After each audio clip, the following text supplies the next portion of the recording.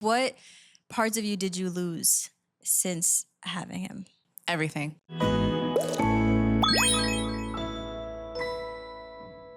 Hello, and welcome back to this week's episode of Yip to My App. I'm still Erica Starr, and today I'm here with Kyra. And today we are talking about motherhood and romanticizing your life in the midst of all the chaos. So let's get started. So what did you think your life would look like at 30 versus what it actually looked like? Ooh, we're going to get right into it. It's going to sound controversial, but I'll give you a backstory. Definitely not married with kids. Okay. And I'll say that because I grew up in a different kind of environment of like, I grew up with a single mom. My dad was like in and out of my life for the first 16 years of my life. Fully in it now. Like I'll call him and he's here. Okay. But single mom, failed relationships, toxic relationships between watching both my parents and then going through my own thing in my mid-teens to early 20s with this one person. And just experiencing like all these bad things. I was like, why would I want to get married and have kids when all I see is everything's failing? Mm-hmm. And then especially growing up, my mom put a lot of pressure on me to like help her a lot. Yeah. So I really, really helped her raise my little brother because we're 8 years apart. Okay. So I was like his second mom, and he'll say it to this day. He's like, no, you did a lot. So it was just like so many things. I felt like I had too much pressure and I grew up way too fast. So I was like, why would I want to get married and have kids? I want to live my life and do my own thing and be different. And this is no shade to my parents. Like they did the best they can with what they learned from their parents. So I'm just trying to be even better. So I didn't think bringing a life into this world would be better, but things change. Yeah. And then what about career-wise? Where did you think you'd be? Honestly, I changed my career path way too many times. Mm-hmm. So when I was in college, at first I wanted to like be a detective. I then wanted to be in IT. I just knew I wanted to travel, but I didn't know what else I was going to do. Yeah. So I was figuring that out. Damn. I'm all over the place, girl. It's okay. Okay, so let's get into what you do now. So now I am a salon apprentice in a very high-end salon, which is a little different now because I originally got my license like 7 to 8 years ago. I tried that for a year, not failed, but had like really bad experiences and like gave up on it. So now I came back in my 30s and it's definitely different. Different how? It's more humbling. I have to remind myself I don't know everything like I think I do. Okay. Yeah. And I feel like even then, like hair overall has just changed so much over the past decade. Yeah. Same thing goes for even like makeup artists. Like that's always changing. There's always different trends. There's always things to keep up with. Exactly. So how does it feel like feeling, like a beginner again? Like I said, it's very humbling, especially I'm like one of the oldest ones and like I'm married with a child and like the other girls are in their 20s. Some of them are in relationships, some are single and they're just like living their life. And I'm like, this is a very different aspect. Mm-hmm. We all get along really well, but yeah, it's definitely just, I'm seeing life through a whole new lens. And like you said, trying to keep up with the trends and learning things, especially growing up, I've always been dyeing my hair. I've been doing my hair color since I was like 12. Like my mom would do my hair. I would tell her what I wanted, what color would go where. And then in beauty school, I did my color. And then for years, I was cutting and styling and doing my own color. That was my thing. So now I'm good with funky colors. You need pink, purple, blue hair. I'm your girl. Okay. Now I work in a high-end salon. This isn't their look. Yeah. So I need to learn like brunettes and like soft brunette and blondes and highlights and really get into that. So I'm like, okay, this is different. So another question is, does it ever get just like, I guess, intimidating being the oldest one there? No. Oh, okay. No. Because I was wondering, because like me, I'm in a separate situation where like I'm usually the youngest one in the room. That used to be me. And for me, it's like, it's a mix of being like embarrassed and intimidated, but also just kind of like proving yourself because of your age. And I can imagine it's the exact same thing on the other side of the spectrum. Yeah, so like I was always the youngest person in the room, which that was weird too. Especially everyone's like, "Oh, you don't know, you're too young. You don't know." I'm like, "Girl, you don't know my life. Yeah. I done lived multiple lives." But being older, honestly, like I said, I can see their point of view with things, and I just try to give them a little bit of advice because I've been there. But I'm still really young at heart. Like I don't feel like I'm in my 30s. I still feel like I'm in my 20s, and I'm just having fun. Gotcha. And then when you started your apprentice journey the first time, how far did you think you'd be by now?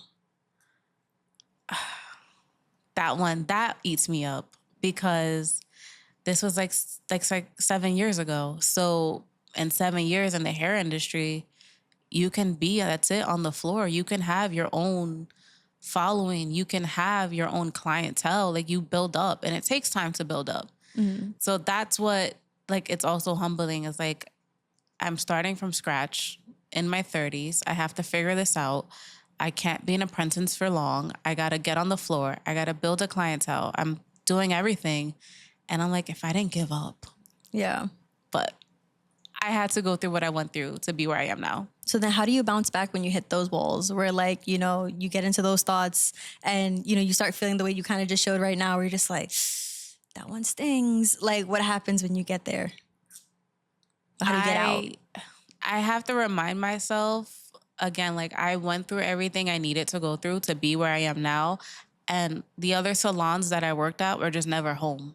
As much as I thought I had found a home, it just wasn't for me. Like there was even one, like the last salon that I really worked at, it was known for this look. Mm-hmm. Like I fit this look of having the purple hair, having blue hair, having the piercings, the gauges, like tattoos. I fit it. It was very alternative. And that just I felt like an outsider. Really? I felt like an outsider there. Like I did not feel like I fit in, mm-hmm. which was weird.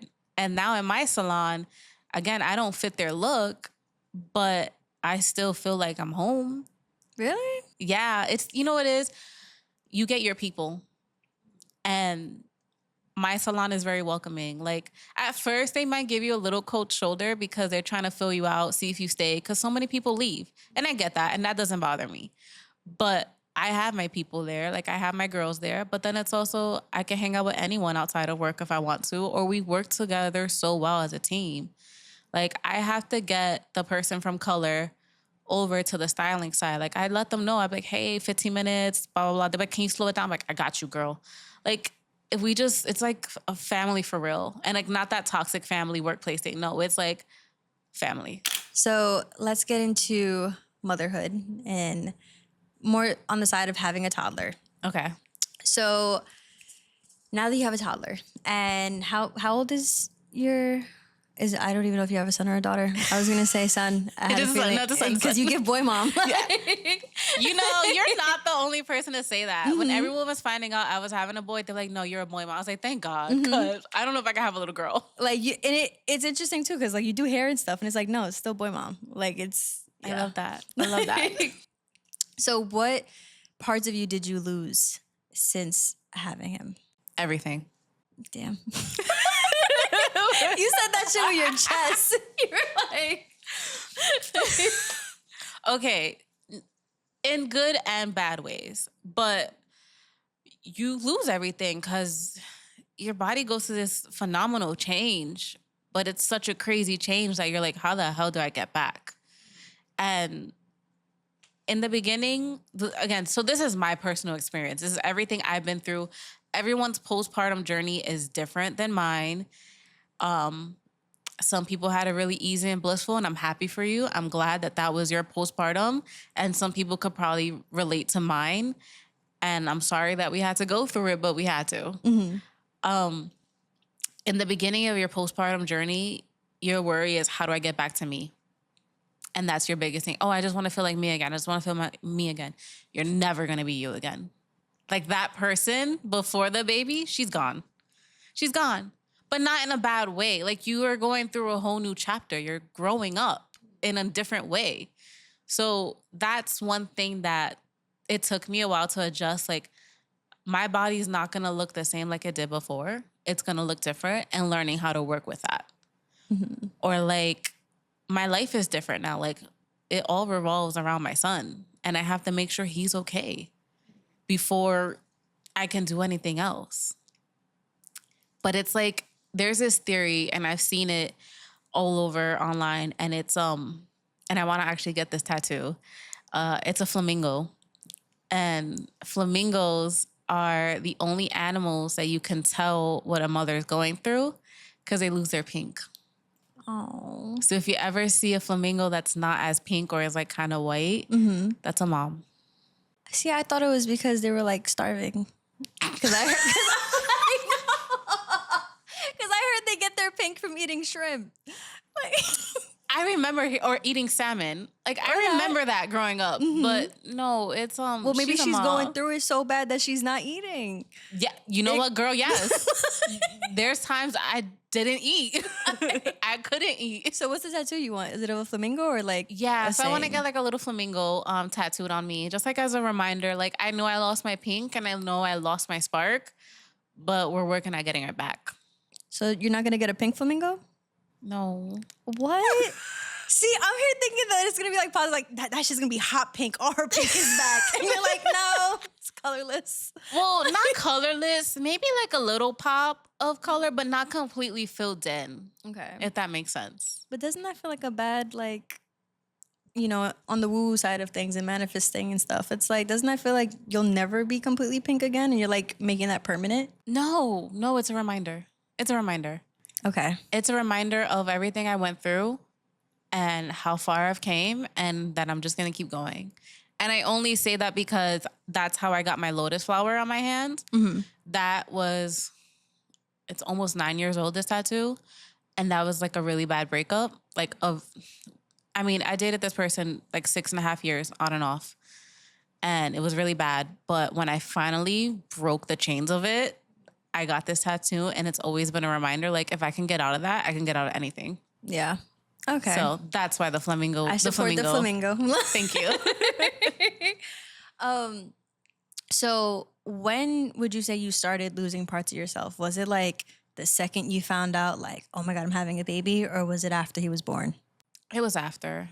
Okay. And then in how many different aspects of your life were you impacted?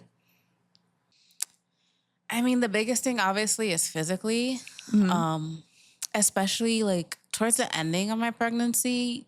It was so hard to sleep. Like, I was huge. Okay, I was huge.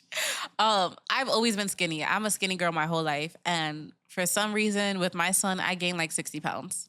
Whoa. Yeah, I was huge, looking like a cute little butterball. But I did lose all the weight, thank God. But yeah, no, I was like 60 pounds overweight. You know, I'm carrying this baby. I'm waddling everywhere. I couldn't sleep. I had to like go side by side. It was like, I hated it. But that's the first thing that I felt like I lost, was like, bro, this is not my body anymore. Yeah. And even after I gave birth, like, I tried to breastfeed, and I was like, this is still not my body. Like, I have to nurture him, and like, he's hungry. Damn. It's a lot, but it's so rewarding. Like, I don't want anyone to take anything negative. It's just, I'm very dramatic, so I have to explain myself. No, yeah, you are, because I'm like listening. I'm like, I don't want to do any of that. I don't want to scare you. I don't want to scare anyone. But like I said, I'm dramatic. So I got to talk about how I'm feeling, and then I'll be fine. I got to let it out. I got to release it. Yeah. But it is very rewarding. Like, just seeing my son and watching him grow up. I never thought I was going to do this. I never thought I was going to have my own kid and just watch him. Like, he's so smart. And I'm just like, who is this little boy? Who made you? Yeah, like, damn, I know me and your daddy was smart, but okay, baby genius. So then what was the moment, I guess, when you feel like you hit like rock bottom? Like, what was the moment that you were just like, I don't know if I can do this mom thing? Oof, girl. All right. So when we had our son, we were living in Florida at the time. All right. We moved during the pandemic, and we were out there for 4 years. So we had our son, which after the first year, I was ready to come back home. But my husband was like, let's just give it more time. So we did. And then we had the opportunity to move back to New York.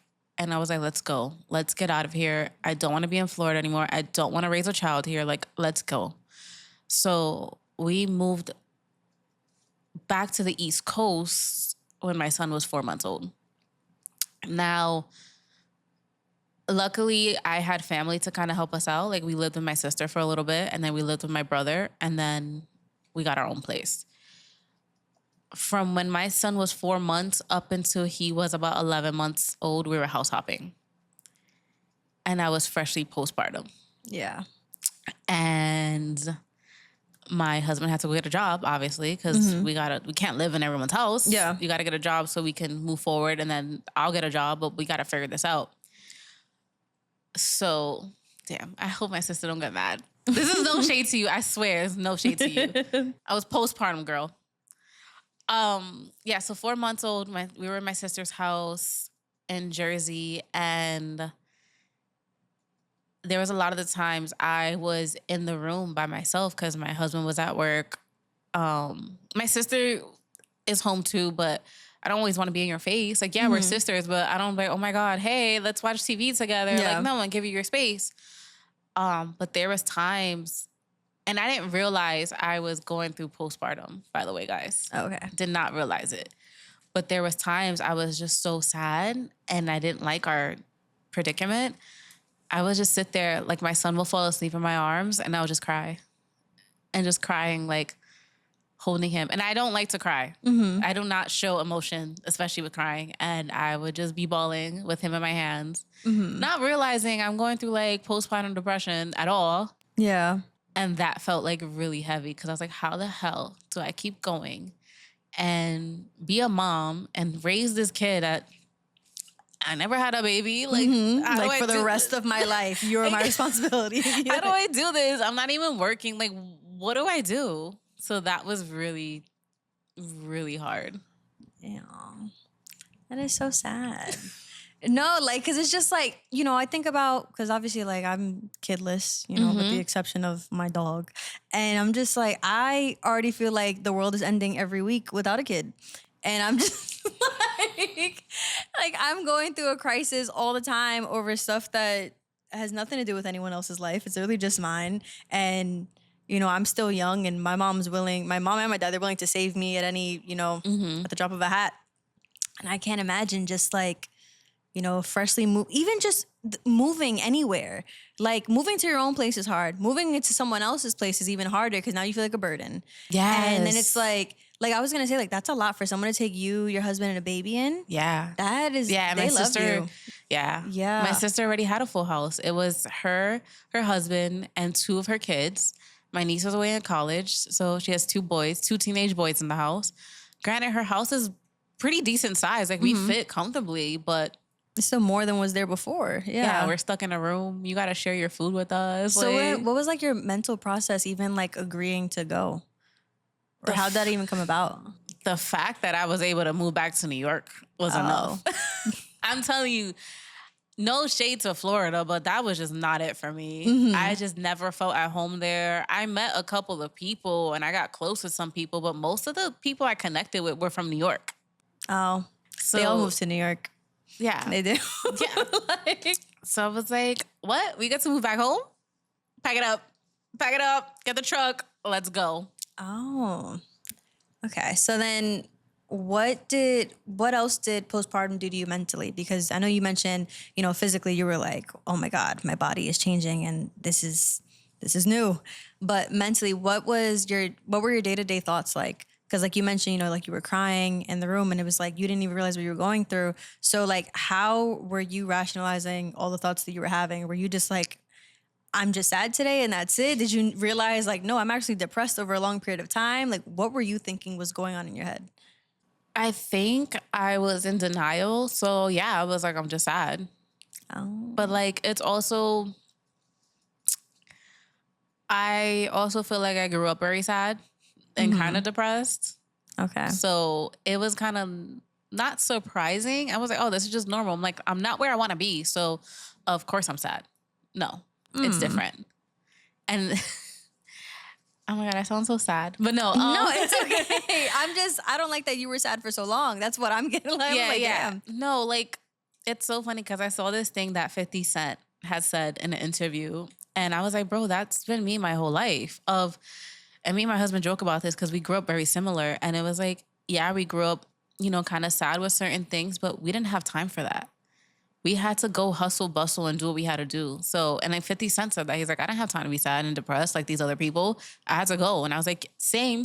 Yeah. Same, friend. World's going to keep spinning. Yeah. So yeah, that's just always been my motto. I know that's not healthy, but I always break out of whatever I'm going through. But it's also part of like the New York thing. Exactly. Like, you do what you got to do and that's it. Like, exactly. What the fuck else are you going to do? Like, gotta keep going. If you start crying, all right. Bye. Go to Florida. Like, it's just like, you got time over there. You got all the time in the world. Beautiful weather, but you got the time. So did you have any thoughts or emotions that you had that you were scared to admit? Like, was there ever a time that you felt a feeling that might have been like darker than usual sad and you were just like, nah, I'm not feeling that way. And then like you look back and you're like, nah, I was actually like in a dark spot. I think I had a couple brief moments, but it was nothing crazy. Okay.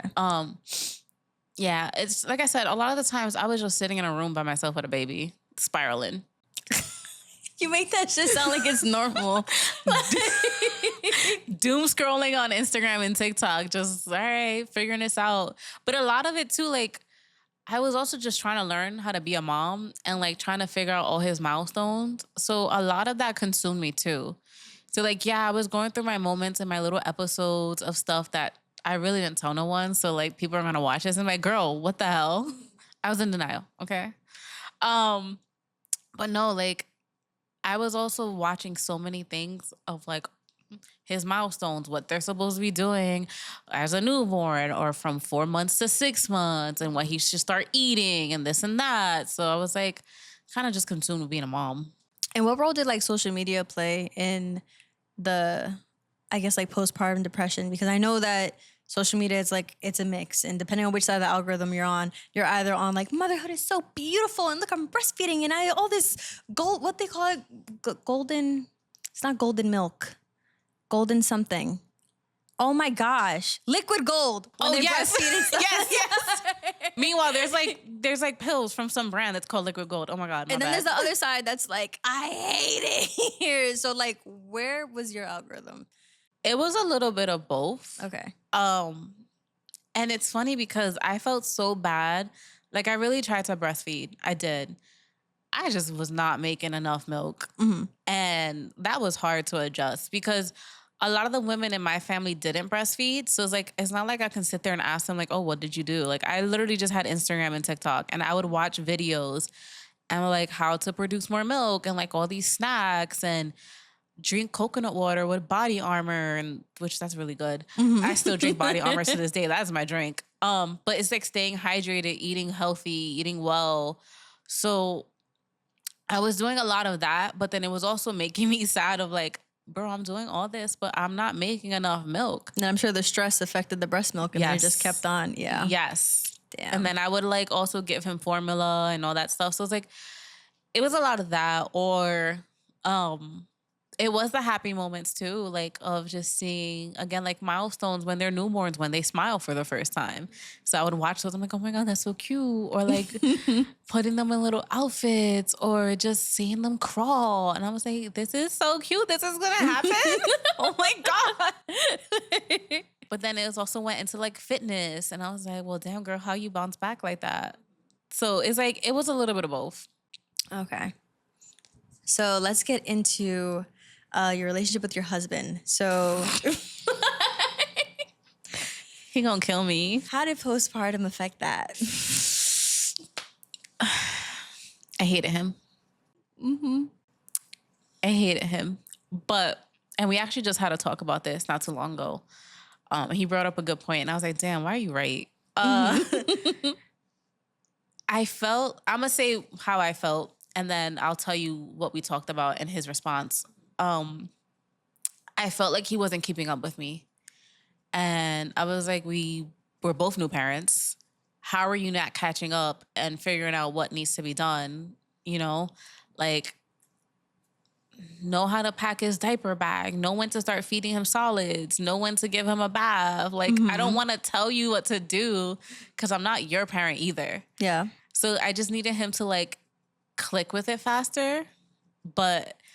the other day when we were talking, he's like, you got to remember, you bonded 9 months with him. Mm-hmm. After he was born, I felt like I was babysitting until I built that connection and bond with him. And I was like, damn, you know, right. I was just gonna say that because right. like you were talking, and I was like, I feel like the motherly instinct is something that women have even before they have a kid, and even with your past and you saying that like raising your brother, like you know how this shit works. I know. And is your husband like the oldest or the youngest, or is he an only child? So he's the youngest from his mom, and he's the middle from his dad. So was he raised like the youngest though?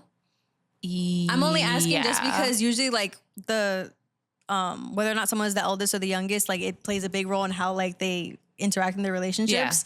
Yeah. And if he was raised as if he was the youngest, like he was more around his mom's side of his siblings, I feel like that would also play a part where he's just like, but I'm the baby. I don't know how the fuck to do this. Like, I've never had to care for another human being even a few years younger than me, you know? Yeah, I mean, he was raised as the youngest. He did have experience like babysitting kids and things like that. I think someone from his past, he like babysat like their niece or nephew or something like that. So he had experience with babies and like kids, but not to the extent like I did. I know. Like even, all right, for 8 years of my life, I was the youngest, and I was like, cool, I'm the baby, whatever. Then my mom was like, oh, I'm pregnant. I was like, girl, what? Yeah. Like, you 40. What are we doing? Why is there another one? I thought I was the last. Mm-hmm. And then my sister had my niece when I was like 7, 8. So I was like, it's just been babies around me. So yes, at the time, and then until now, I didn't realize like we do get the motherly instincts so young and most of our lives. Yeah. So during postpartum, I was very angry with him. Yeah. And that was hard. Damn.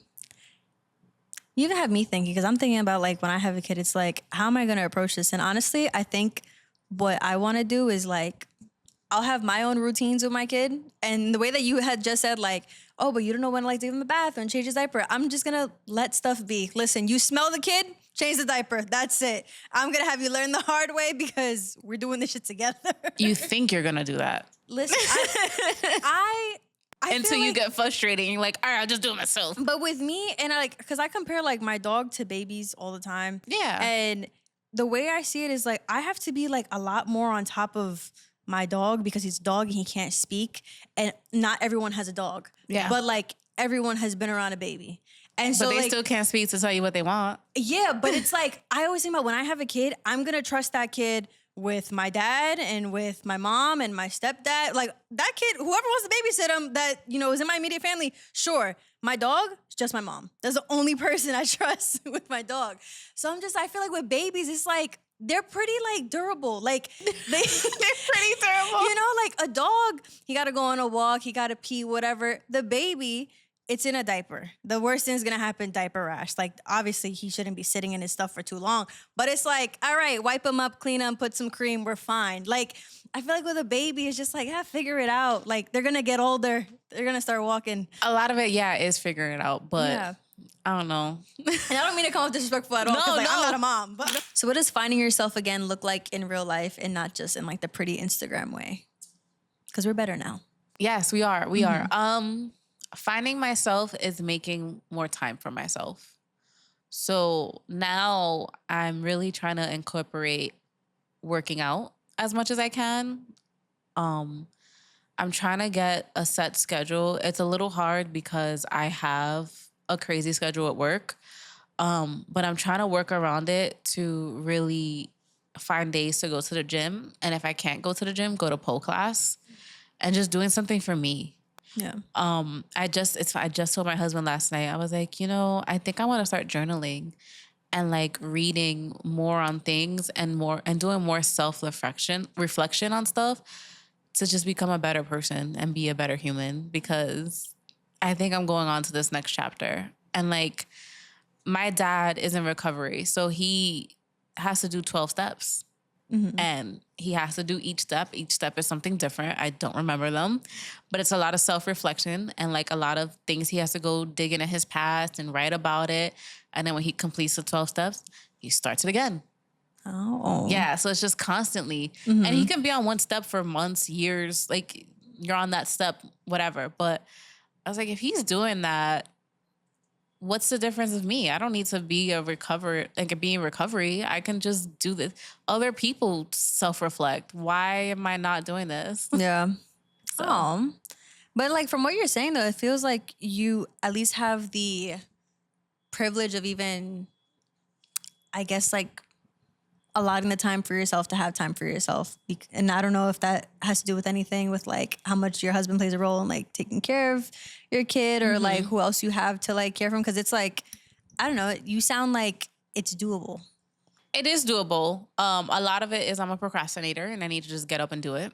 And I know I'm a procrastinator. But also another part is mom guilt.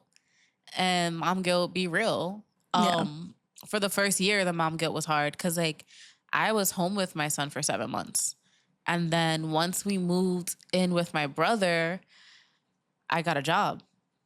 And then I felt guilty leaving, but then I was like, well, I got to go make my own money. And even my husband, he was like, I didn't like the person you became when you started working, because then he had to pick up some of the responsibility when he got home from work. And then I would come home like, all right, I'm chilling, like whatever. I didn't know the balance. I didn't know. And to get mad at him is crazy because like he didn't know the balance. So when I went through it too, I was like, oh, I get it. Yeah. Like now I get it. Yeah. Because like, you're tired from work and you're like, okay, I come home and I take a break. That's what I'm supposed to do. And it's like, no, there is no break. No, there is no break. Yeah. Exactly. So yeah, like it's just the mom guilt is crazy. You know, like I said, I worked and then now I'm better with it. And also I've been working since then. I work in a much better environment than the first job I had after. And I kind of have a little tiny village. It's not the biggest, but it's a tiny village that I get a lot of help where I need it. Like there's someone always watching my son. That's good. So he's safe. I feel like that's like the biggest concern, especially like before like school age. It's like, oh my God, there are 24 hours in a day and I'm working for 8 and I'm commuting for 3. Yeah. And I want personal time for 2. And then I have to cook for this thing being the kid. But the thing being the kid, yeah. And then you have no time to, like you said, like just reflect and journal and just fucking woosah and think for a second. Yeah. It's like you have to compartmentalize your entire life. There's no like, thinking just about like my day today. It's like, okay, well, I'm just working on this for a little bit. And then my thoughts went elsewhere. And I'm thinking about plans I'm thinking about, putting together 2 weeks from now. Or I'm thinking about a trip that I have next month. And I'm thinking about all these things. And it's like, if I have a kid, I got to take all those thoughts and squeeze them in that 30-minute pocket that I have and then get back to my shit. It's true, though. No, It's really true. And you know what it is? The first year of their life is the hardest, I feel like. Especially as a new parent, because you're figuring things out. You're trying to make time for yourself, but you don't have the time because you're tired. Mm-hmm. And I always love the thing they're like, sleep when the baby sleeps, or eat when the baby eats, or like when they're sleeping, go clean. Who do you think is feeding the kid? Or even when they're sleeping, go clean, go cook. I'm like, who? Girl, what? I'm tired. I'm sorry. I nap with my son. Well, when he was a baby, we were napping.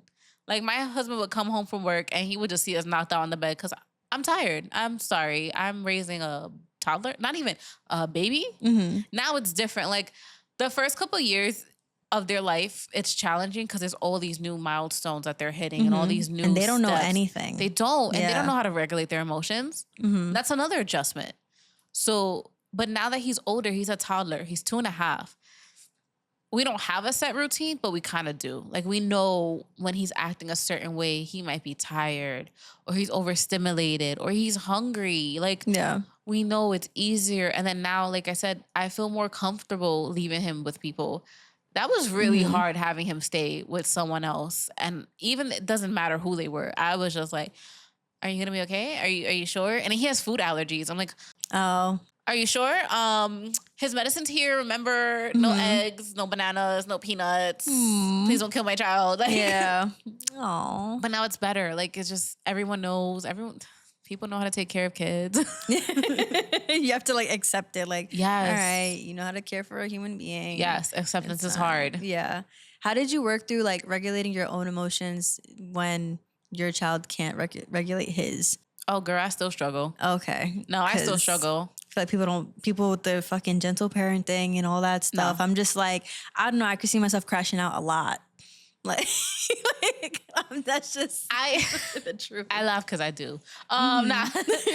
Again, like I said, I'm very dramatic. So I do get overstimulated. I do. And like, my son is so loving. He is like the most lovable little boy I've ever been around. Mm-hmm. But when he's crashing out, I want to crash out too, because I'm like, same, friend. Like, I'm going through it too. And I catch myself. Like, I've gotten a little bit better with it. And, you know, me and my husband, we both go through it. We're human. We go through these emotions. So we have our moments that, like, we get a little short with him. But then we're like, bro, he's only 2. Like, and I'll tell, when my son is going through a moment and I let him cry a little bit or yell and he tries to hit, like, do you need a hug?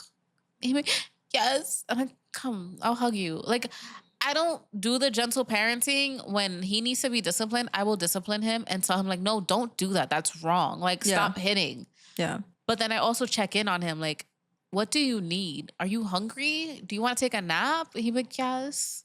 You know, I wish I had more check-ins like that as a kid, because I'm not going to lie. Like, I've said this before on the pod. I am not bothered by the fact that I was hit as a kid, because I feel like every time I was hit, I deserved it. Yeah. However, my mom didn't check in as soon as she should have. Like, yeah, hit me. Let me feel the, you know, oh my God, my mom was mad at me, blah, blah, blah. Let me feel that. Give me like 30 minutes. Let me be on some like, oh my God, I'm so mad. She hit me. Ah. Yep. But then come in and then, you know, like cut up some fruit for me or something, or like tell me to come in the bed and snuggle me or something. My mom, she would like hours. It would be fucking hours. And I'm like, I was a dramatic ass kid. I would be in the corner on the floor. She didn't tell me to go to the floor. I was on the floor because I decided to go to the floor. And I'm crying. And I would just get louder. And then I would just keep on. And in my head, I'm thinking about all the things I'm going to say to her when she says what's wrong, because I have a story ready. Oh. I'm like, well, you hurt my feelings because you said this. And I know that she knows that I'm thinking about it. That's why she's not fucking asking me. They never ask. And it was like me and my mom, because my mom was young. My mom had me when she was 21. So I feel like we were just like 2 petty sisters, it felt like, on some like Lilo and Stitch shit. Like, mind you, I'm still like, what, like 4, 3? Yeah, 3 or 4. That was like, I feel like I was the most annoying. And I'm just like, and I know that she's getting pissed. Like, she's like, this bitch didn't fucking, like, shut up. Like, I hit you. That's it. Enough. And I just remember going into the night, I'm just like, guess I'm going, that was the best sleep though. But you cried yourself to sleep. Yep. You went through all your emotions, a whole scenario in your head, and you're like, oh. Then next morning, get ready for school. Come on, music's playing, everything's fine. Like, nothing happened. No, that's different. That's exactly what I went through too. And my thing was, you couldn't cry in front of my mom. There was no crying in front of her. And even if it was a little hit and you cried, she'd be like, I'll give you a reason to cry. And I'm like, damn, girl, like, I'm just trying to show my emotions. Yeah. But that was not a thing in our house. There was no showing emotions. Gotcha. So even now as adults, like, me and my sister always joke about this. I'll go like months not seeing my sister, and I see her. We don't hug. Like, hey. Like, there was just no affection. And it's funny because there was no affection growing up with my mom. But with my dad and my dad's side, it's always affection.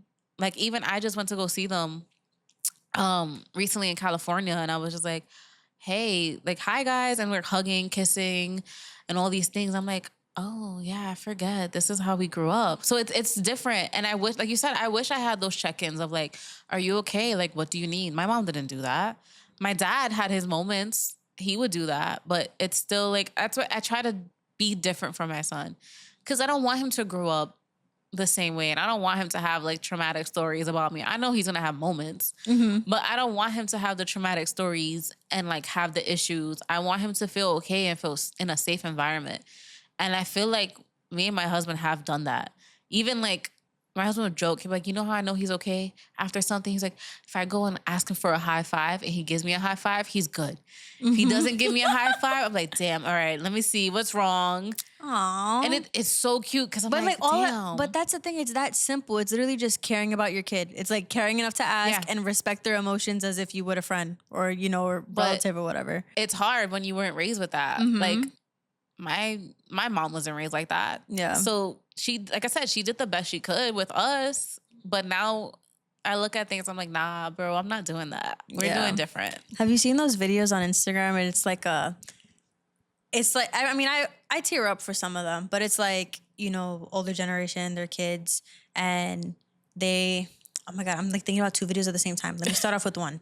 Okay. So it's like parents who are like closer to our age. They're there with their kids, and then the dad tells the kid, like, I'm gonna go get the belt. And the kid has no idea what he, like, okay, dad's gonna get a belt, whatever. He comes back out, and like they look at what the kid's doing with the belt, because the dad's just holding it kind of like the way you would when you smack it. And then the kid sits in the belt, and then he it's like a swing. does like a swing. Yeah. I just saw that not too long ago, and I was like, cute. Yeah, and I was just like, whoa, like that kid had no idea what that could have meant. Yep. Yeah. And then there's another video where it's like, it's a dad and his, I think, 3 kids, and the mom is speaking, and they're standing in a line, and the mom is saying like, take a step forward if you always grew up with like with a fridge full of food, and like step forward if dad always came home, and like all this stuff. And then the kids are walking forward, whichever one, are the kids stand or the kids go forward. Whatever. Yeah. Point is, dad stays in one spot, yeah, and they're far away from each other. They look back and they're like, and it kills me because like the kids are usually young, and the fact that they were able to process like what everything meant, because they usually end up crying, and they're always just like, oh my God, and they hug their dad. I'm like, damn, like I hate those. Kids can feel. That's one thing I've learned. I'm like, kids understand a lot, especially when you get older and you realize how much you remember from when you were a kid. Oh yeah, it's like, no, they get it. They get more than you give them credit for. Oh yeah. And our parents don't realize that until we're older, and we tell them. They're like, no. You know how many things I say even on this podcast that my dad be like, you remember that? I'm like, yeah, I still remember that. My parents be doing the same thing. I be telling them, they're like, oh, you remember that? I'm like, yeah, bro. Hello. Because like, when kids are a certain age that like, can I say this? I'm gonna say it. Like when like you do certain things in front of them because you know that they're not gonna remember and they're not gonna repeat it. And what I'm referencing in my head is like when I used to take my little brother on my dates with me, because I was like, he's not gonna talk back to our mom. Like he's not gonna say that he doesn't know. Oh no, they know. And I still don't like. I told my mom now, because I was doing that when I was like 16. I told my mom now. My mom was like, of course you were. Like I was leaving you with him. What else did I think you were gonna be doing or whatever? So she knew, but I feel like it was such an awkward conversation if I asked my brother, like, remember that time when you were little and we went to the park and then we went to the movies, and like, I don't know if he would remember it. And I'm like, I'm so scared to ask. I'm like, honestly, so fucking scared to ask. I totally get that. I don't ask. If you bring something up, I'm like, oh, wow. I hit them with my parent. Wow, you remember that? I'm dreading the day he brings it up. But all that to say, I feel like, the older generations, they overestimated like how old that age is, right? Yeah. Like they would always assume like, oh no, you're too young, you don't know what's going on. Yeah. And it's like, I remember like, cause my mom and my dad, they were rocky for like my whole life or whatever. They ended when I was like young. But my mom was outside, she was doing her thing. I remember her telling my aunt stories about guys she was dating. And then I would tell her like, even now, like, oh, I remember this story. She's like, how do you know that? I'm like, girl, you was talking about that right in front of my face. And literally you thought right that there. I wasn't like understanding a thing that was said. She was like, nah, but you remember details. And I'm like, who else was there? I was just listening. Like, what else was I gonna do? Like, your conscience wasn't developed in her mind. Yeah, I'm just like, no, I knew what was going down. I knew the details. Okay, so now we're talking about rebuilding your marriage. So elaborate more on what you said before about your perspective on marriage before you met your husband. I didn't believe in it. I did not believe in marriage. My parents, they separated when I was real young. I think I was like 4 or something. They separated when I was real young. And then my mom dated my little brother's dad for a long time. So he was like my stepdad in the picture for a little bit, but that wasn't good. My dad always had girlfriends. That's my dad. He's a Puerto Rican man in New York. Yeah, I get it. I know. And then I watched like other failed marriages and divorces happening in my family. So I didn't believe in it. I was like, why would I sign my life to someone forever? And then you guys are dead breaking this contract. What are we doing? Like my mom got married at 18. Whoa. Yeah, she got married at 18, had my 2 older siblings first. And then she left their dad and never got divorced. And just stood married up until he died. Yeah, so it was like marriage just didn't mean anything growing up. Like, it just was nothing real. It's like, all right, we're together. So I was like, what's the point of getting married? Why am I going to waste money on a whole wedding and all this stuff? For what? Yeah. And like I said, like, I was in a like bad relationship that it got to the point that there was moments, and I was young. We dated from when I was like 16 until I met my husband at 22, up until I was 22. And at one point I was like, well, I guess this is what I deserve. Like, this is love. I guess this is love. Oh, I wasn't gonna get. Yeah. I wasn't taught what real love was. I watched things on TV, but I was like, that's romanticized. Don't get me wrong. I still be into that. I'm like, you don't love me like this.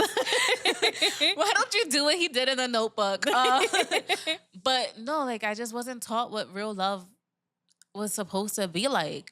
So I was like, no, I don't want to get married. I don't want to have kids. And I remember, like, from when I was young, from a teenager to college, I was harping on it. Oh my God. Like, even I went to my college reunion last year. It was a 10-year reunion.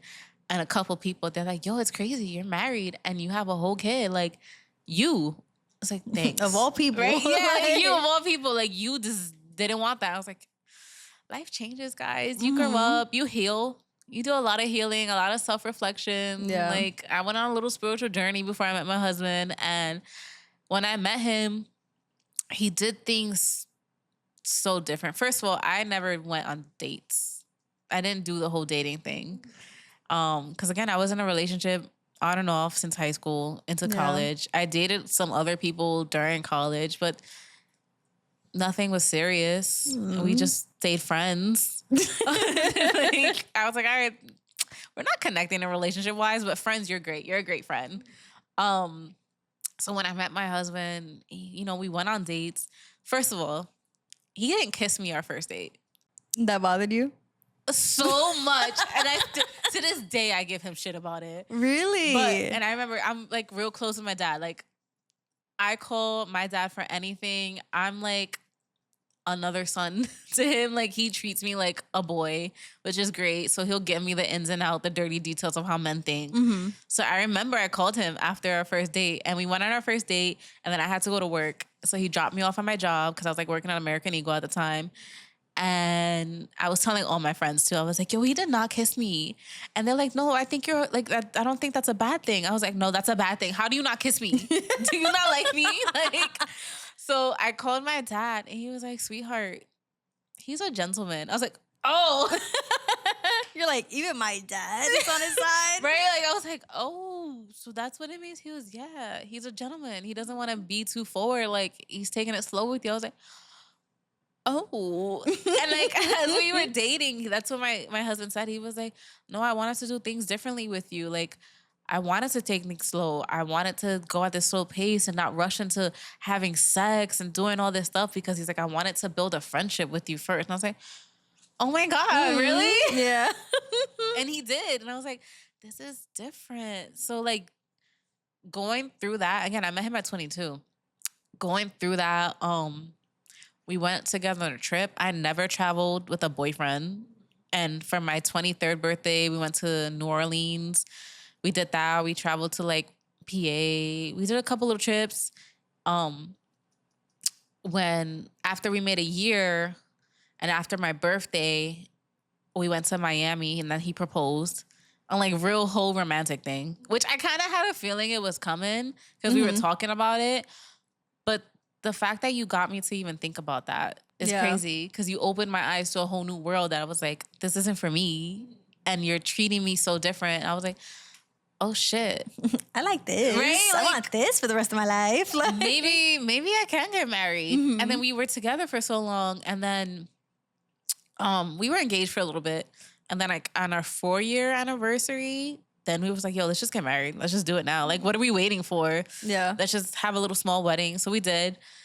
And it just got to the point that I was like, all right, well, kids are next. Like, I could definitely see you being a dad. Okay, get me pregnant. But it was weird. Like, I fought it. I did.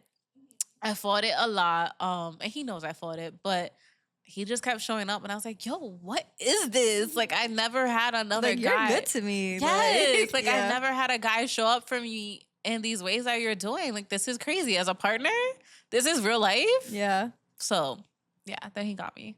He got me. I did it.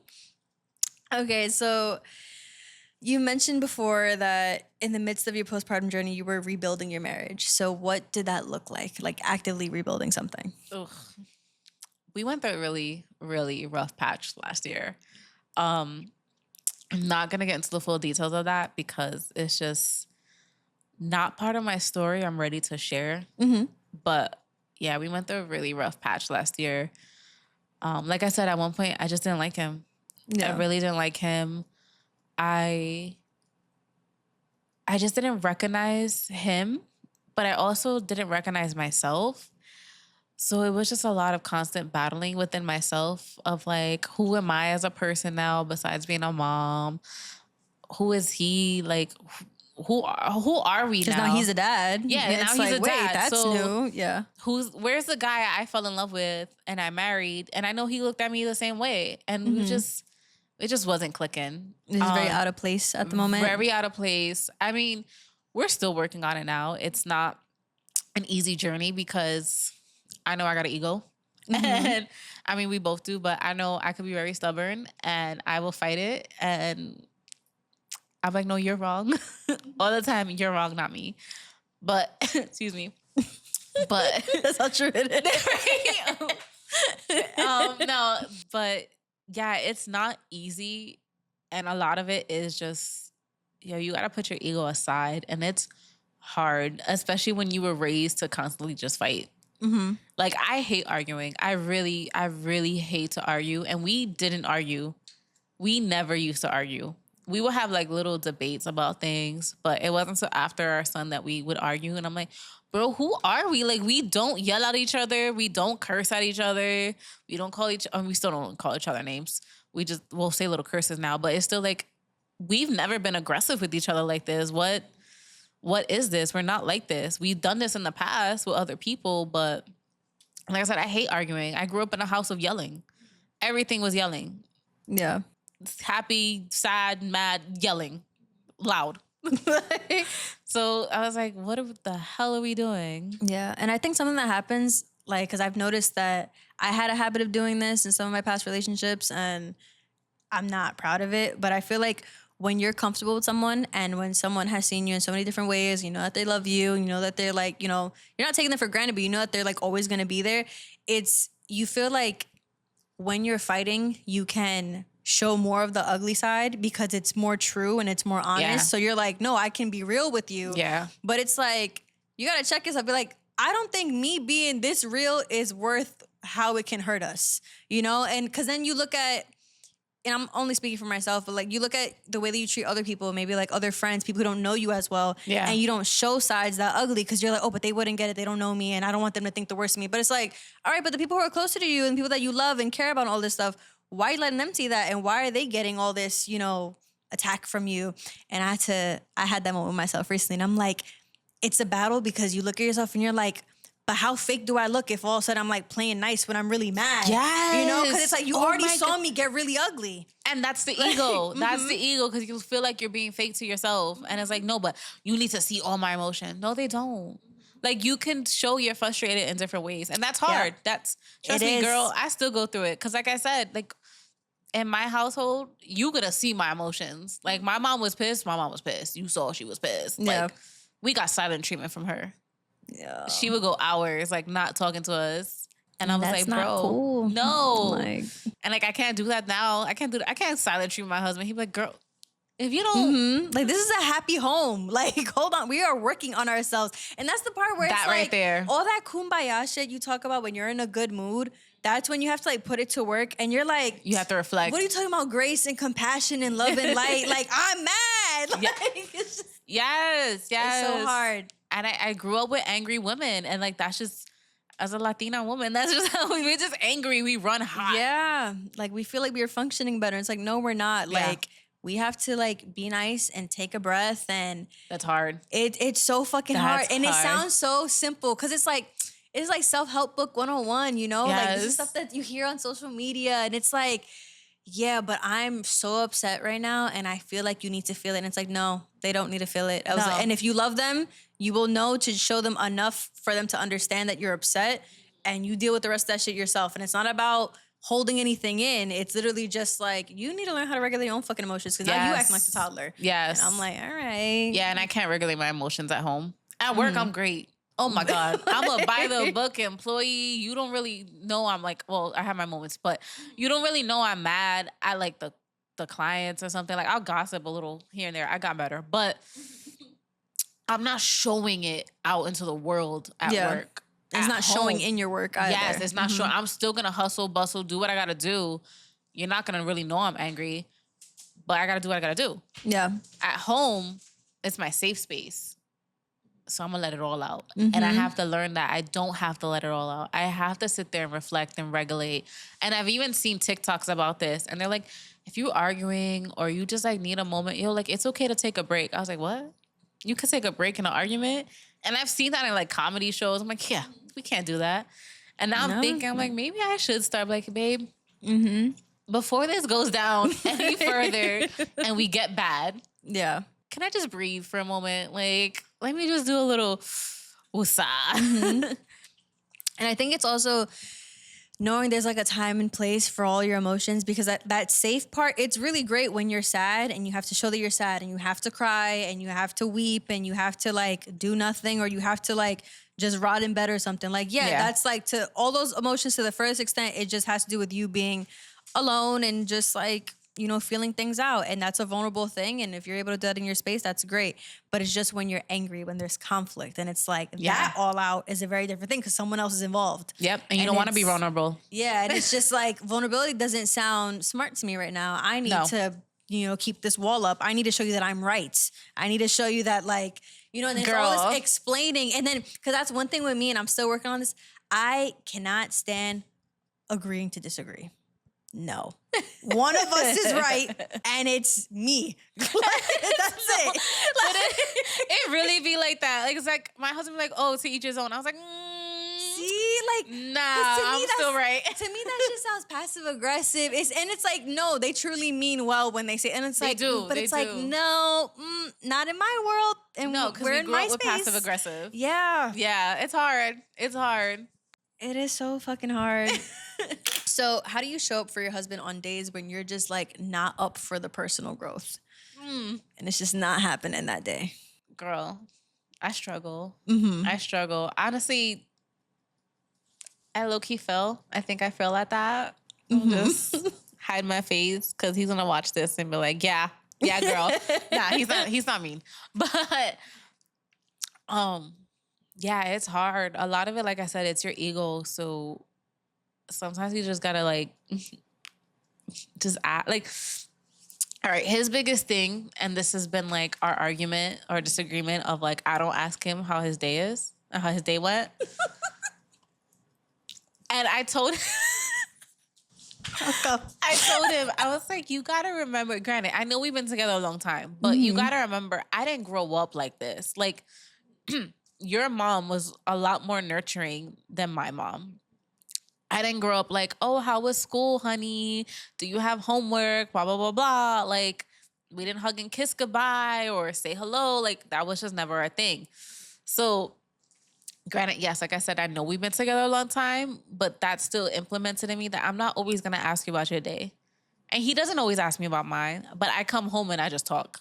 And like, you don't have to ask because you already told him. Exactly. That's the other thing. I just talk. You don't have to ask me. I'm gonna talk. I'm gonna just come home and I'm gonna unload. Yeah. And I'm like, just add on to it. He's, no, I want to be asked. I'm like, bro, see, I don't. I go like, through the that's same not thing. in my mind. That's why I reacted the way I did because like my boyfriend, he doesn't have an issue with the fact that I don't ask how his day was. I mean, I started because I didn't want him to get to a point where he had to ask me to ask him. But I did notice I be talking.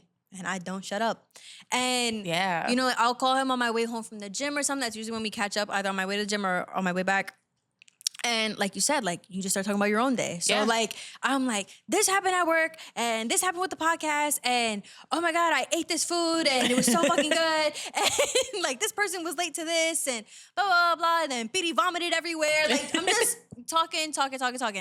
And by the end of my walk, I just finished talking about everything that happened in my day. And at that point, I'm at the gym and there's nothing left for him. And I'm like, all right, bye. And I'm just like, okay, love you, gotta go. And he's like, okay. And he's okay with that. But then I'm like, months pass. This was like at the beginning of a relationship. So like we're like in month 6. And I'm like, I don't know how his days are. Like, I don't know what work is like for him. Like I started looking at all the stuff that I tell him and I'm like, I don't know what pisses him off on a daily basis. I don't know what's considered a good day for him. I don't know what it means for him to have a good morning routine that day. I don't know any of that. Yeah. But I'm like, but he should just tell me because I just tell him everything. So I'm like, I figure that if it's important to him, he'll talk about it. Yeah. And then that led me to another thing where I was like, I don't ask people questions like ever. And I was like, am I like self-centered or something? But then I look at my friends talk as much as I do. So it's like, I just, unload on them. They unload on me. And And then the reason me and my boyfriend work is because he's not like that. He's just very calm and he just receives everything. And he's like, that is so great, babe. And I'm like, isn't it? Thanks for listening. Yeah, and then that's it. And then thanks for tuning in. Yeah, and then now I got a fucking podcast. This is my personal one just for you, babe. I be telling him that. So then, I finally started making it a habit. I'm like, no, I'm gonna ask him how his day was, and it's something that simple. And it's like, just even the fact that like your boyfriend brought it up, it just shows that it's something that it's like it's a small little thing. Yeah, and it's like they have feelings too. Men have feelings. That's a whole other thing I had to learn.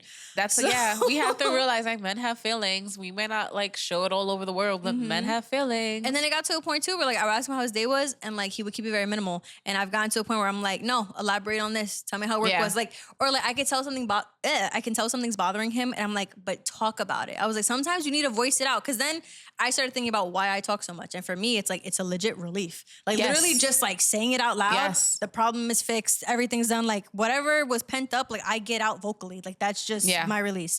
And I started telling him like, no, like just talk about things. He's like, yeah, but like it's not a big deal, and like it's bothering me. I don't want to think about it. I'm like, yeah, but you haven't said it out loud to anyone. You have to let it out. You were stressed about this thing at work. You were stressed about whatever going on in your life, or maybe I stressed you out, and you don't want to tell me because you're scared I'm going to get upset because I just went on for an hour talking about how I was upset at the 5 other things that happened today. And now you about to add on. Yeah, and I'm just like, no, like literally, like just say it. Like this should be like an open thing. And then he's gotten better at telling me things voluntarily, but it's like sometimes it's something that simple, like, because I always say like my relationship for the most part, like I'm really happy with it. I'm like, oh, no complaints. But when the relationship is going that well, sometimes it's something that simple that could be the thing that not, tear your relationship apart or whatever, but it's like, it's good, but it can be better. There's always room for improvement. Always. Like you're always changing, and then you guys are changing together, different phases of your lives. You guys have your own independent thoughts. Like you guys can slowly like start, weaving into different parts of your lives. And it's always good to be able to check in with one another, even about the mundane things, just to make sure everything's like working.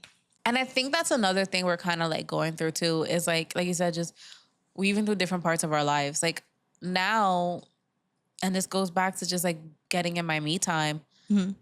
I'm trying to have my own life outside of our relationship. And I feel like because we moved so many times, like we lived in Philly for 1 year right before COVID. Then we moved to Florida for 4 years. And like we've always just been attached to each other. So I felt like we were just too attached in a way. So I'm trying to like find my own person outside of like the relationship, and like who am I outside of it, but still be together. So like that's a whole different journey that I think we're trying to navigate. Like we'll always be like, oh no, but I want you to come with me. But it's like, no, I think we need to start separating a little bit. And it's hard. It's a hard adjustment when you have your person. Yeah, because that's like your +1 for the rest of your life. Yes. But it's like the +1 doesn't always have to show up. Like, yes. And that's hard because I've always been like, I'm about my man. And that's just how I've always been like, no, he's coming here, he's coming there. But I'm like, he doesn't always have to. Mm-hmm. And not that I want to say I'm impose him on other people, but it's like, what if you don't like him and you're never going to tell me you don't like him? Yeah. Or you don't like his personality or whatever. You won't ever tell me that. And I'm like, hey, he's coming. They're like, okay, great. Like, so it's like having to find that little balance of who am I when he's not around and what am I going to do? Yeah. Because also finding out like what your true interests are, because it's like, sometimes there are things that you guys do them together just because one of you likes the thing and the other one just tags along for emotional support, And it's like, wait, but what if there's something I'm really interested in and he's not like at all. He could support me, but I'm going to want to do more with it. And like the easiest example I can always say is like fitness. Like, let's say I'm on some like, I want to fucking, you know, do high rocks this year. Yeah. If my boyfriend doesn't want to do it, he doesn't have to. That is a super, you know, physically intense thing that like, I can't just +1 you on that. You have to want to. And then you're going to resent me if I force you to do this shit. Like, this is crazy. It's so true. You know? And it's like, but if that's something I really want to do, that forces me to step out of my, you know, my boyfriend bubble. And it's like, okay, either, you know, because you could do it with a partner or whatever, or just like have someone to work out with you. Yeah. Then you start venturing out and you're like, who else likes to do this kind of stuff? And then, you know, you're like, I would say it's like friend dating, because you like find friends for different purposes and stuff. And it's like, whoa, like all these other interpersonal relationships. Like, I'm so worried about my man and like how we work. And it's like, with friends, it's like so many mini little versions of the same shit, and it gets exhausting. So it's like, are you ready to, you know, make friends and be like this functioning adult and social? And that's what I'm trying to be like, because I had a little bit of that in the beginning of my 20s. And then, like I said, I think living in Florida was just a crazy. I always reference it as like when Thanos in Marvel, and he had the blip. Mm-hmm. That's how I felt living in Florida.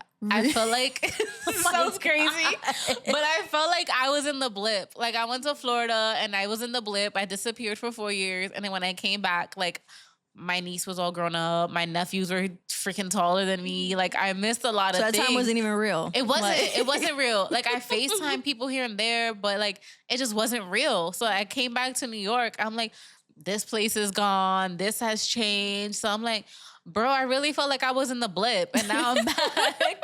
But it's funny because I had told my husband when we were moving back, like, yo, I want to reconnect with old friends and see like if friendships are still there. Mm-hmm. And like some are, some I'm like, all right, we're just not friends. We just follow each other at this point. Good for you, girl. But then also I want to make new friends, and I can make new friends here. Like, I've made new friends since we've been back. And like some of them, are my coworkers, but like I've also made friends within other friend groups. I'm like, whoa, this is what a functioning adult is. And it gets really complex really fast. And you're like, wait. Because I know for me, when it comes to friends, like, I want to give everybody the same amount of love. And then you have to take a step back. And it's like, no, it's like this huge web. And some people are farther than others. And that's okay. I think the biggest thing is like making sure the person on the opposite side is equally okay with the distance that you guys have and maintaining whatever that is. Yes. Because it's like, you know, you could have like your two best friends and you guys know that you guys, you know, send each other memes every day, and then you guys send each other voice notes galore, whatever, all through the day, every day. And you guys like having that closeness. But then it's like you have that other friend that you speak to maybe once a month. You like that you speak to them once a month. You still love that person. You care for that person. And they're just further away. Girl. But are they okay with that? Because then they're like, that bitch is fake. She only talks to me once a month. And it's like, what? I can't keep track of everybody. Yeah. I can't be up everyone's ass every day. Like, we're good. Girl, my best friend, since we were like 10, okay? Mm-hmm. We live in the same building. That's a dream. It is, right? Uh-huh. Growing up, you're like, oh, I wish we lived near each other. We'll always see each other. Do you know how often we see each other? Really? We don't see each other that often. Like, granted, because we have different lives. Like, you know, I'm always out and like doing my own thing. She gets to work from home. Her kids are a little bit older. And like, granted, they love my son. So like, whenever I bring him downstairs, like, they're like, oh my God, Jalen's here, he's here, which is nice. But we don't see each other that often. And we understand too, like, our social battery is low. Yeah. Like, it's one of those friendships too, like, if I text her and she goes a day without responding, I'm like, all right, she got her own thing. Like, or maybe she just doesn't want to talk right now. And I'll do the same thing to her. I'll go hours without texting her back. Worst comes to worst, knock on the door. Like, exactly, right? Like, I'll ring her doorbell. Girl, I will call your mother. Can you open the door? Like, so it's like, we live in the same building, but I don't always see her. I used to see her a lot more because her mom used to watch my son in the beginning. But even then, my husband always got home from work before me, so he saw them more. Yeah. So I'm like, but that's our friendship, like, and we're okay with that. Yeah, for as long as the understanding is there, it's fine. There's no need to tweak it. Nothing personal. Like, we've been in each other's life for 10 years. I was her maid of honor. Like, I mean, not 10 years. We've been together since we were 10 years old. Yeah, since 10, yeah. But yeah, like, that we're okay with that. Like, we know what happy distance is. Yeah, and a lot of people don't. Yeah. How do you communicate when you and your husband are both overwhelmed? Or is there any communication? No, nah. It's really on my part. I'm not gonna lie. It's really on my part. And it's so funny because I remember when we first started dating and I told a lot of people this. Um, I'm like, yeah, I really like this guy because he like puts me in my place. But like that sounds bad, but not in a bad way. Like he calls me. Oh no, he checks you. Yeah, he'll call me out on my shit. That's what I would tell them. He always calls me out on my shit, and I was like, damn, that's different. But like in a good way. He, like you said, he checks me. So even now, like I hit him with my mom silent treatment, and he'll see it all over my face. Like he'll see like I'll be annoyed or whatever, and he'll see me, and he's like, yo, you don't want to like talk about it? I'm like, leave me alone, please. Get on my face. So yeah, a lot of it. Like I said, I'm stubborn, girl. See, but like it just there's someone for everyone because I say this even about like my boyfriend because like obviously I have like some traits that are worse than others, and for as long as you can make light of my bullshit in a way that like I can digest, we will always work. Yeah, like. I can't even think about it. I just know that we've had so many situations where like maybe I say something that he knows I don't mean, and it's not even something mean. Like I could even something as like nice as me saying I like something and he knows damn well that I don't. Yeah. And he'll look at me and be like, you know, you're fucking lying. It's like, he won't even say it though. It's just a look. Yeah. And I just start laughing. I'm like, ha ha. And then like, that's it. But he makes it easier for me to look at myself and reflect. Yeah. Because if he were to, you know, instead call me out on my shit in a way that's like, and I hate that you do that, I'd be like, oh, so why are we here? What are we doing? Like, what did I miss? Like, It's funny because that's how we started. Like, he'll call me out in a good way. And then after our son, the mood changed. So there'd be times like, he'll be like, I hate that you do this, blah, blah, blah. And like, we have our moments, but we're just at this part that we're trying to just figure out where our relationship is as parents and what's the next step and how to make this work. Yeah. And that's hard. When you and your husband are both overwhelmed and it comes to communication, so is it you that always shuts it down and you're just kind of like, we're not going to communicate? Yeah, I shut it down. Yeah, I shut down. It's not that I even shut it down. I shut down. And he's told me, he's like, yo, we could start talking about something and then you just get quiet on me and you just stop talking. And it's like, I don't know, my brain just doesn't want to deal with that at the moment. So I just turn off like a computer. I'm like, have you sleep mode? Have you ever asked him like what the silence does to him? No. Because do you think like if you did, it might help you not give him the silent treatment? Because like for me, I know that when I get the silent treatment, I think a lot of different things. I think that you want to leave me. I think that you're thinking about all the ways, all the reasons that you shouldn't stay. Yeah. I think that you gave up on me. So it's like, I wonder if you got into his head and been like, what does my silent treatment do to you mentally? Yeah. And maybe if you understood that, it'll help you be like, I don't want to hurt you in that way. Maybe I won't do that. I've never asked, honestly. I think it's worth asking. Thank you. I actually will take that advice. Thank you. Because that goes back to, I don't ask him about certain things. But he has his moments that he'll tell me. And like, he's even said, he's like, yo, I feel like I'm just taking over and you're not inputting and I'm just talking and talking. And he's like, are you even listening? I'm like, yeah, I am. I'm thinking of responses in my head, but they're just not coming out for some reason. Yeah. Yeah, I think it's always worth looking into like what kind of attachments people have. I know like there's like a whole bunch of like anxious attachments and like, I know it's like the first one that comes to the top of my mind, but there's like a bunch. And it's like I feel like when you understand that and how people deal with conflict and how people internalize it, I feel like it helps relationships a ton because a lot of times like I went through so much of my life thinking that people think about things the way that I do. Yeah. And then it's like, I think that you have a bigger problem with this thing because I would have a big problem with that and you're not even thinking about it. And here I am stressing myself out. And I'm not even helping the situation in the way that would help the situation because you don't even care enough to think that deep. Yeah. And I'm here giving myself a headache. Yeah, you're not thinking like me. Or vice versa. You know, things could be the opposite. So it's worth looking into. Like, I say it like that because like that was I don't know though. How do you find the balance between romanticizing your life and addressing real problems? Because it's very easy to get lost in the whole, like, life is great and I'm doing all these things. And it's like, hold on, but all this stuff is on the back burner and things that, like, I truly do need to focus on. So how do you find the balance between the two? So last year I struggled with that heavy. And you know when you're so caught up in all the negative and you have the tunnel vision and like everything is fogged and like everything feels clogged. Like that was me so much last year. I was so stuck on like what's not where I want it to be. This year I'm getting a little bit better because I know you have to have a plan for everything. And I think freaking husband. He's always right. Yeah, you always have to plan for everything. So like I know the biggest step right now is we're gonna try to get a better place, like a bigger place. So the next step is to start looking for apartments soon. Cause we know like we have a deadline. Our lease is up soon. So it's like knowing that we'll be in a better environment and a better space, bigger space, because we need the space. That would take one thing off my list and make me feel a little bit happier of like, well, okay, we found something better. This is nicer. Our son has space to run around because he's at that age.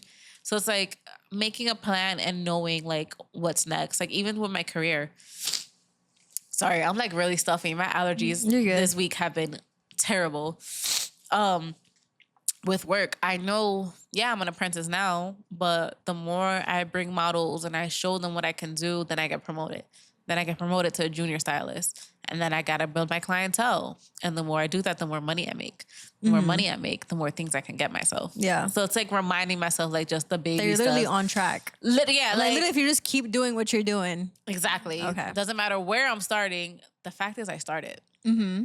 And that's a hard thing. No, I think that's always the biggest thing that stops people from like getting something, like working on some type of major milestone in their life, because you're like, it takes so long. And like this has become popular on social media, just the phrase that the time will pass anyway. Yeah. Because it will. I know so many people who like they've gone through just like, I don't know, I guess like quarter life crisis. Quarter life crisis. Where they're just like, you know, I didn't go to college and, you know, I want to go back, but if I go, that's 4 years, blah, blah, blah. And then the 4 years pass and they're still bitching about it. And I'm like, and you just wasted 4 years. You could have been exactly where you wanted to be 4 Yeah. years ago. And instead you took the other route that kept you stagnant. And the time passed anyway. And you're still this old and without the degree and without whatever else it was that you wanted.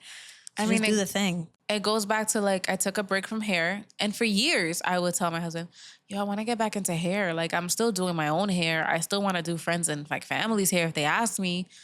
But I want to get back into it. And then time went by. I tried a different job. Time went by. I did another job. And like, I have a great resume, great experience and stuff. But then now I'm like, here I am starting again. Because I finally said, you know what? Let me put my foot in that door again. So yeah, it's just starting, just doing it. Yeah.